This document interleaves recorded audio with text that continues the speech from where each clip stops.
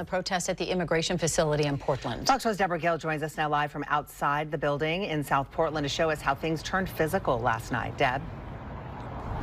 That's right, all quiet here now, but yeah, physical fights actually broke out last night, prompting both federal agents and local police to make some arrests. Here you see a man in a white top being escorted into the ICE building. In a second video, officers carried a demonstrator inside. In another one, we see a struggle on the ground with a demonstrator, and then they are taken into custody onto the ICE property. Now, we witnessed some violence between people on opposing sides of the issue regarding ICE. In this video from around 8 last night, you can see a fist fight between two protesters. The man in the white top knocked down the man in the black hoodie. There's another angle of that fight. Portland police say they arrested 2 men and a woman on charges of disorderly conduct in the second degree. 2 of those people are from Oregon. The other, Nick Sorter, is from Washington, D.C. Sorter is a prominent conservative influencer with more than 1.2 million followers on X. Post-millennial journalist Katie Daviscourt and an assistant actually stood on top of the building alongside federal agents for much of last night. One of those fight videos you just saw was taken by her. Daviscourt claims she was assaulted by Antifa Tuesday and appeared on Fox News with a black eye the next day. And in that appearance, she criticized Portland police, saying they did nothing to stop the suspect. But police have released this picture of the suspect, describing her as a white woman in her teens or early 20s with long blonde hair and a chrome nose ring. We are staying on top of the developments that are happening here at the ICE building. And of course, we'll bring you updates as we learn more on air and the Fox 12 app. Reporting live in South Portland, Deborah Gill, Good Day, Oregon. All right, Deb, thank you. Happening today, a federal judge will decide whether to temporarily block the deployment of 200 National Guardsmen to Portland. The judge initially assigned to this case has recused himself after the Department of Justice filed a motion saying he might have a conflict of interest. The Trump administration did file the motion for Judge Michael Simon to recuse himself because he's the husband of Democrat Representative Suzanne Bonamici.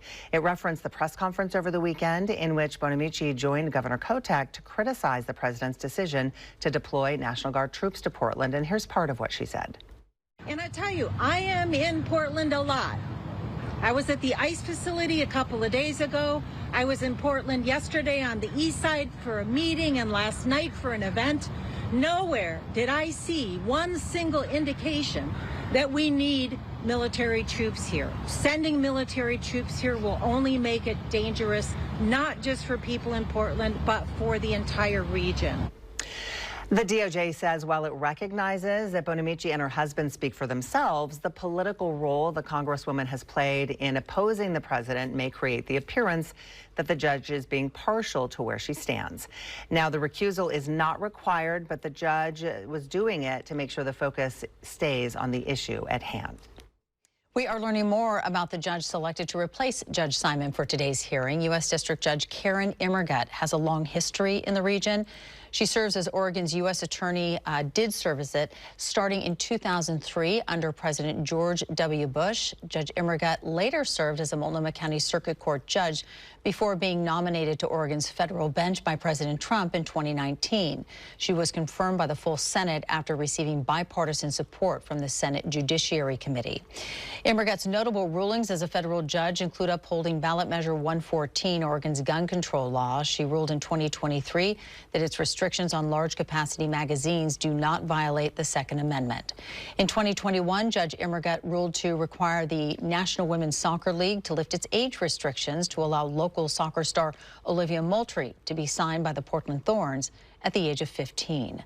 Another notable period in Judge Immergut's career goes all the way back to 1998 when she questioned Monica Lewinsky as part of the independent counsel's investigation into President Bill Clinton. The hearing over troop deployment in Portland will begin at 10 o'clock this morning. We will be sure to keep you updated on the ruling. The Oregon National Guard's training before their arrival in Portland continues at Camp Rylea in Warrenton. Fox 4's Spencer Schott visited the camp and heard from some of the people who live in Warrenton and work at the camp. We know for sure this is where the National Guard is training before they get deployed out to Portland. We spoke to one person who works here at Camp Rylea, and he's confirmed that the 200 Oregon National Guard members have been running drills here for the last few days, but he couldn't give me much more details besides that. A couple miles south of Warrenton lies Camp Rylea, and for the next 3 to 5 days, this will be the home base for the Oregon National Guard. I was happy for that. I'm glad that they're coming. We welcome them at the camp, and I'm happy to see them up here training and getting ready for the mission they've got ahead of them. Sitting outside the camp, you can hear the popping of gunshots or see a military truck drive by, but most of the camp is not within view of the road. Can you tell us what type of training you're seeing them doing up there? I can't really speak to that, but they are there and plan to do, hard training, and I'll just leave it at that. While many people in Warrenton are glad to see the National Guard being called to Portland, others say, I'm against it. Nadine didn't want to show her face on camera, but wanted to say she doesn't believe this is what the National Guard is supposed to be used for. I hold nothing against the military. They're following orders, and I have no problem with them at all. I have a problem with ICE, but not with National Guard.